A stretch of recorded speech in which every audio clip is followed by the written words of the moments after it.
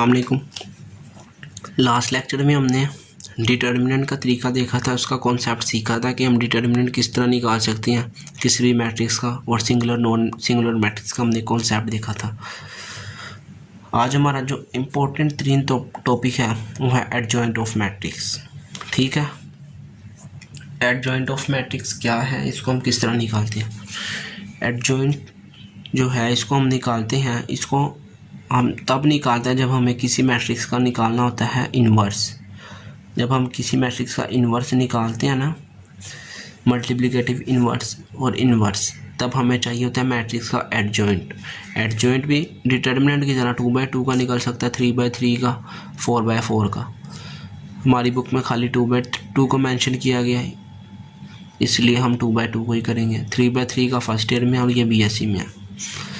हमने खाली 2/2 का एडजॉइंट निकालना सीखना है इस वीडियो में, और आगे के इन्वर्स किस तरह निकालते हैं मैट्रिक्स हमने आज वो भी देखना है। ठीक है जी।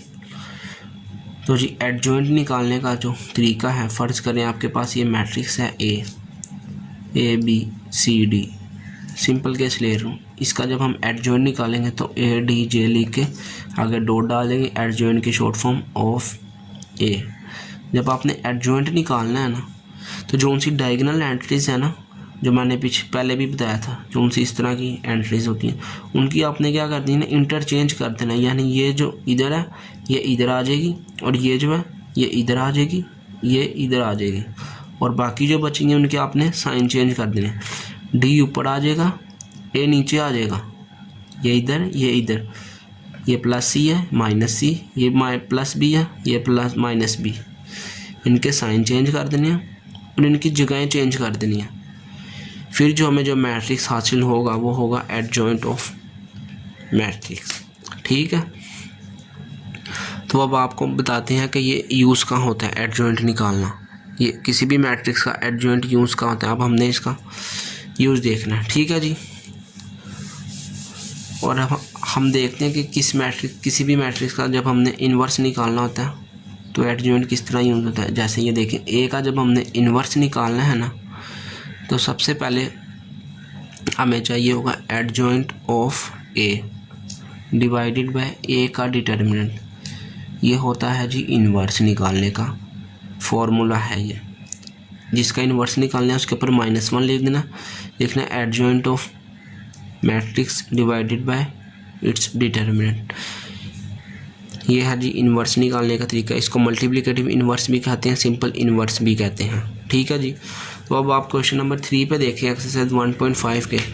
तो वो कहता है कि find the inverse of matrix, find the multiplicative inverse of matrix of each if exist. यानी अगर एग्जिस्ट करता है तो हमें निकालना है उसका ये इन्वर्स।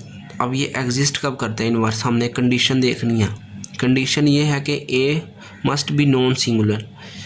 मतलब क्या है, A का डिटर्मिनेंट 0 से बड़ा होना चाहिए। A का डिटर्मिनेंट 0 नहीं होना चाहिए। A का डिटर्मिनेंट अगर 0 हो जाएगा तो इसको जब हम 0 से डिवाइड करेंगे तो ये तो इन्फिनिटी आ जाएगी, और इन्फिनिटी का मैथ में सलूशन नहीं है अभी तक फाइंड नहीं हो सका कि इन्फिनिटी कितना नंबर है। इसलिए A का डिटर्मिनेंट जो है वो 0 से बड़ा होना चाहिए, छोटा होना चाहिए, 0 ना हो। कोई भी मैट्रिक्स जिसका हमने मल्टीप्लिकेटिव इन्वर्स या सिंपल इन्वर्स निकालना है, उसका हमने सबसे पहले डिटर्मिनेंट निकाल के देखना है कि आया वो सिंगुलर मैट्रिक्स तो नहीं है। अगर वो सिंगुलर मैट्रिक्स है यानी उसका डिटर्मिनेंट 0 है तो फिर उसका इन्वर्स पॉसिबल नहीं है। अगर वो नॉन सिंगुलर मैट्रिक्स है, उसका डिटर्मिनेंट 0 से बड़ा है या छोटा है, फिर हम उसका मल्टीप्लिकेटिव इन्वर्स या सिंपल इन्वर्स निकाल सकेंगे। ठीक है, तो अब हम एक्सरसाइज पे चलते हैं। क्वेश्चन नंबर 3 के कुछ पार्ट करते हैं जी। तो मैंने पार्ट नंबर 1 किया, क्वेश्चन नंबर 3 का लिखा है find the multiplicative inverse of matrix. यानी इसका हमने मल्टीप्लिकेटिव इन्वर्स निकालना है इफ़ एग्जिस्ट। ठीक है, तो हमने पहले देखना है कि वो एग्जिस्ट करता है या नहीं। अगर ये नॉन सिंगुलर मैट्रिक्स हुआ तो फिर तो उसका मल्टीप्लिकेटिव इन्वर्स एग्जिस्ट करेगा। अगर ये सिंगुलर मैट्रिक्स हुआ फिर इसका मल्टीप्लिकेटिव इन्वर्स एग्जिस्ट नहीं करेगा। ठीक है, सबसे पहले स्टेप क्या करना है, डिटर्मिनेंट निकालना है।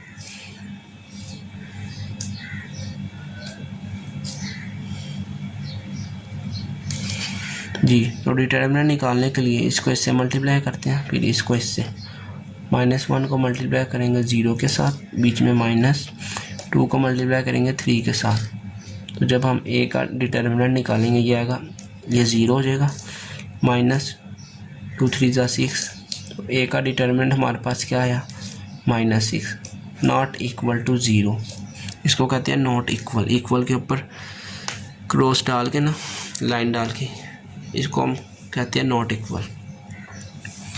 नॉट इक्वल यानी 0 नहीं है, तो आपने यहाँ पे एक लाइन लिखनी है, सिंस एक डिटर्मिनेंट नॉट इक्वल टू 0 यानी a का डिटर्मिनेंट 0 नहीं है, सो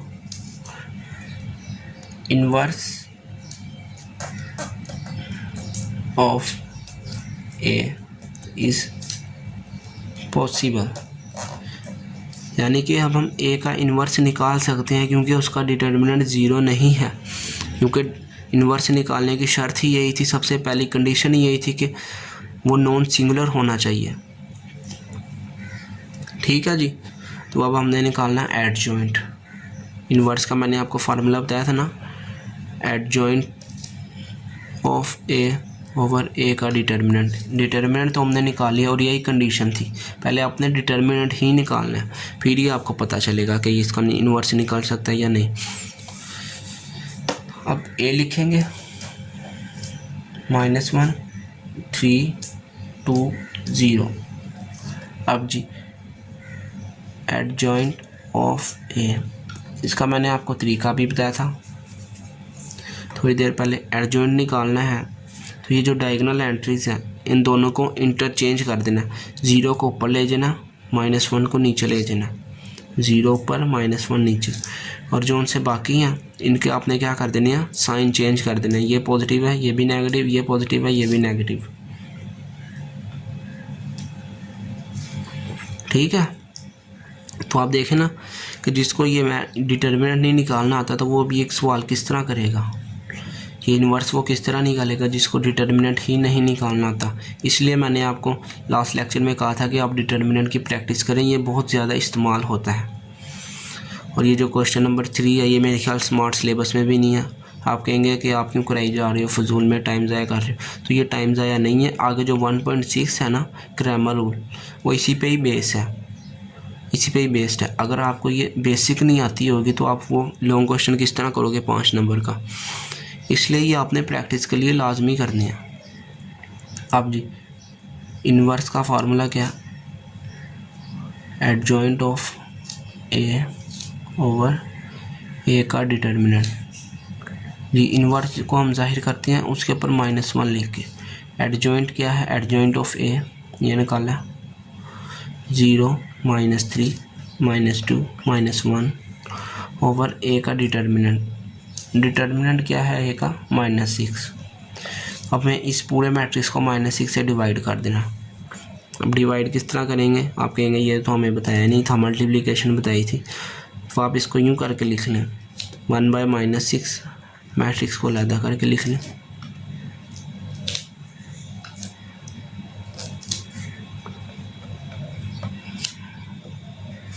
अब इस 1/6 को हर एलिमेंट, हर एंट्रीज के साथ मल्टीप्लाई करेंगे मैट्रिक्स की। 0 -1/6 -3 -1/6 -2 -1/6 -1 -1/6।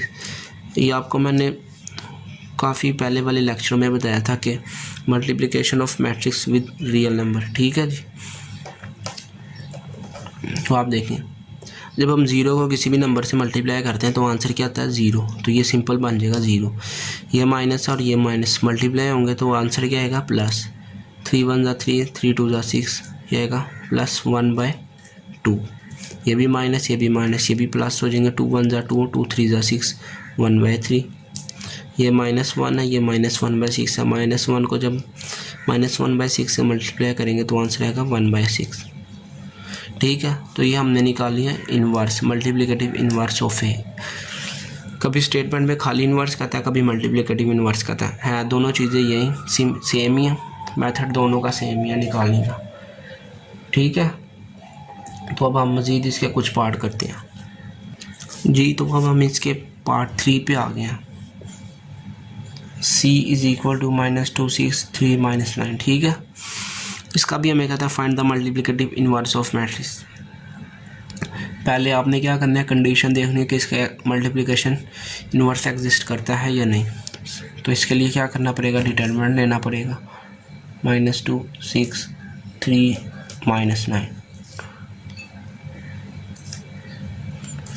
डिटर्मिनेंट के लिए इसको इससे मल्टीप्लाई करना है, इसको इसके साथ, -9 को मल्टीप्लाई करना है -2 के साथ, बीच में क्या आता है हमेशा -3 को मल्टीप्लाई करना है 6 के साथ। ये देखिए माइनस, ये माइनस प्लस हो जाएगा, 9 2 ज़ा 18, बीच में ये माइनस है, 3 6 ज़ा 18। सी का determinant is equal to 0।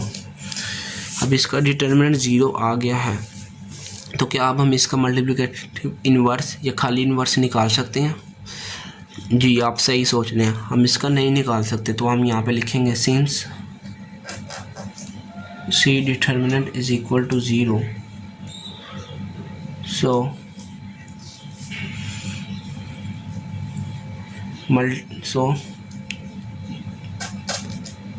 multiplicative inverse of C does not exist, यानी वो एग्जिस्ट ही नहीं करता है क्योंकि इसका ये डिटर्मिनेंट ही 0 आ गया, ठीक है। तो आज हमने देखा कि हम ये किस तरह निकाल सकते हैं मल्टीप्लिकेटिव इनवर्स, और एडजॉइंट का हमने कॉन्सेप्ट देखा। अगले लेक्चर में हम इसके मज़ीद 2 पार्ट देखेंगे, 2 और 4। तब तक के लिए अपना बहुत सारा ख्याल रखिएगा। अल्लाह हाफिज़।